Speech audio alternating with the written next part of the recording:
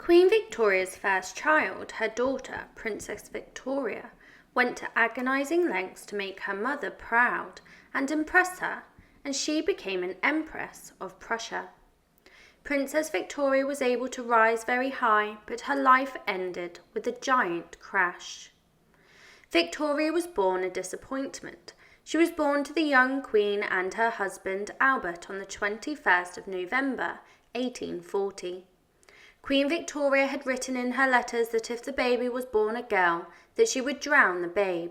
So when she gave birth to her first child, who was a daughter, she was deeply disappointed. Even the doctor delivering the baby knew of the profound disappointment when he announced that the Queen had sadly had a girl.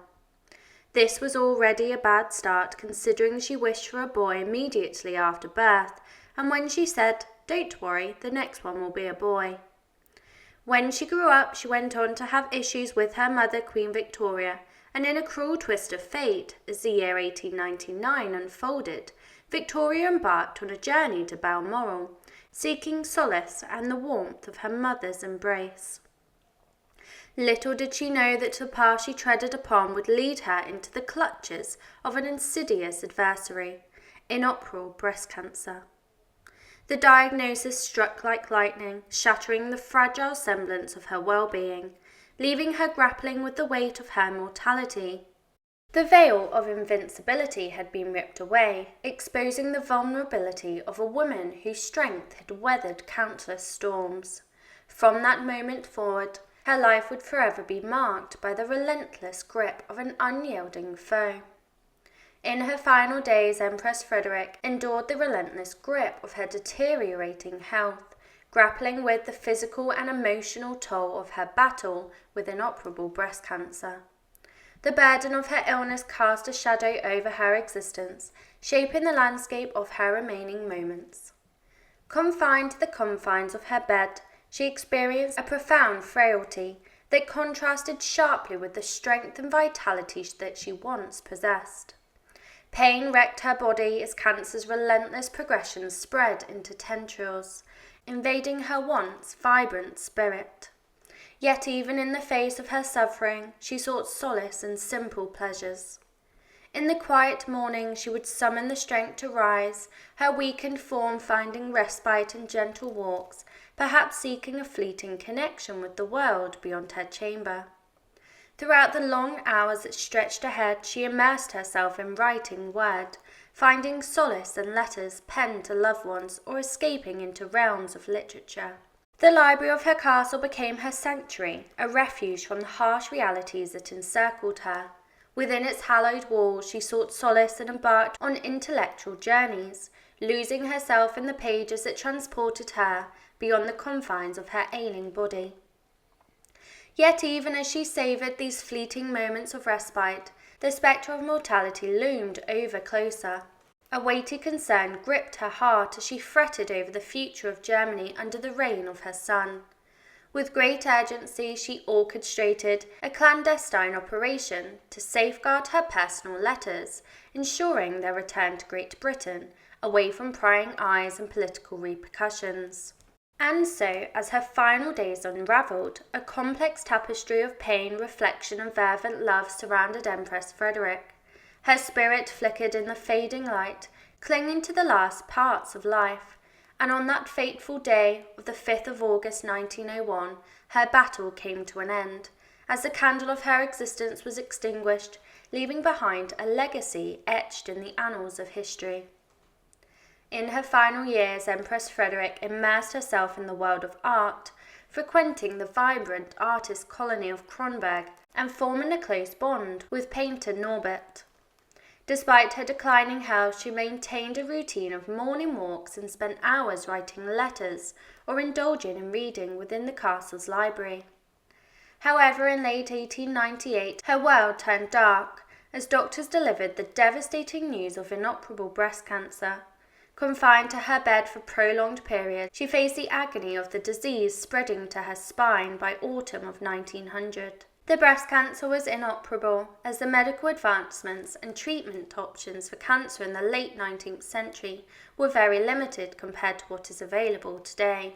Surgical removal of the affected tissue, such as a mastectomy, was one of the primary approaches at the time. However, the understanding of cancer and the effectiveness of treatments were not as advanced as they were now, and her battle with cancer took place during a time when cancer treatment options were very limited, and the disease was often difficult to manage.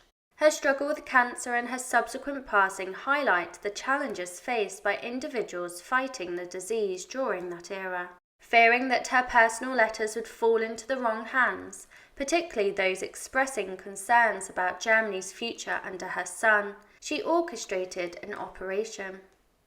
Her godson Friedrich Ponsonby retrieved the letters, covertly returning them to Great Britain. He later edited and provided commentary on the letters, ultimately publishing them in 1928. Tragically, on the 5th of August 1901, the Empress Dowager breathed her last breath, mere months after her mother's passing. She found her final resting place beside her husband in the Grand Royal Mausoleum in Potsdam. Adorning her tomb is a majestic marble effigy depicting her lying in eternal repose.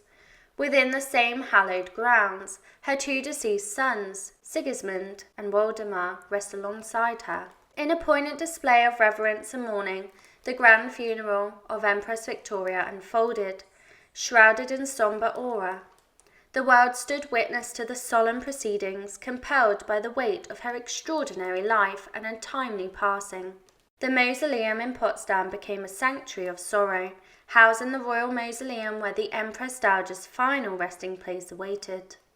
With bated breath, the assembly gathered, family, dignitaries and mourners alike, united in their shared grief, paying homage to a remarkable woman. Within the hallowed walls, the air grew heavy and heartache as the ceremony commenced. Enveloped in sacred rituals and religious rites, the Empress Dowager was laid to rest alongside her beloved husband and her cherished sons.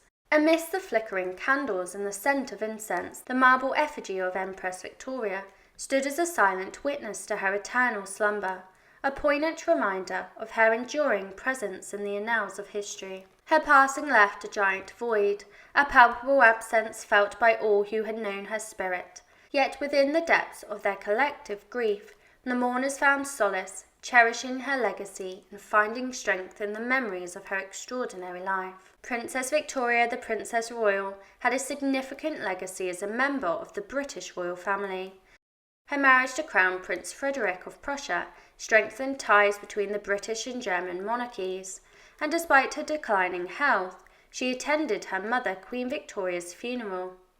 Princess Victoria's philanthropic work, support of the arts and diplomatic role influenced European monarchies. Her advocacy for healthcare, education and social welfare positively impacted society, and her title, family connections and contributions to European history leave a lasting imprint.